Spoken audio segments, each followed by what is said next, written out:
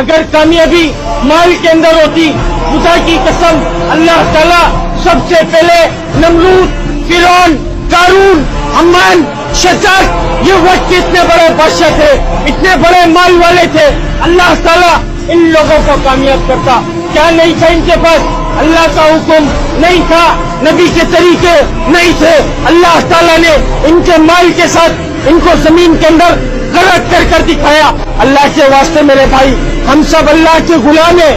رسول اللہ صلی اللہ علیہ وسلم نے فرمایا جس کا مفہوم کہ دنیا مسلمانوں کے لیے پیٹ کھانا اور کافروں کے لیے جنت. دنیا ہماری عیاشی کی جگہ نہیں ہے.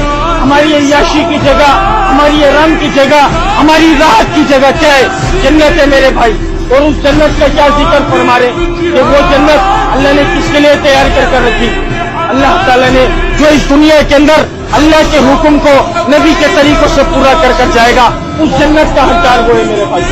1,24,000 پیغمبروں کو اللہ تعالیٰ نے دنیا میں معبود فرمایا تھا. نبی آیا کرتے تھے، اپنی قوم پر، اپنے قبیلوں پر محنت کیا کرتے تھے، مخلوق کا تعلق مخلوق سے ہٹا کر خالق کی طرف جوڑا کرتے تھے. ہم سب کا ایمان، ہم سب کا یقین ہمارے نبی رسول اللہ صلی اللہ علیہ وسلم آخری نبی. قیامت تک کوئی نبی، قیامت تک کوئی نبی. اب دین کو کون پھیلائے گا میرے بھائی؟ دین کو پھیلانا میری، آپ کی، ہم سب کی، پوری امت مسلمہ کی ذمہ داری. اور یہ ذمہ داری اللہ رب العزت نے قرآن پاک میں ہم سب پر لگائی.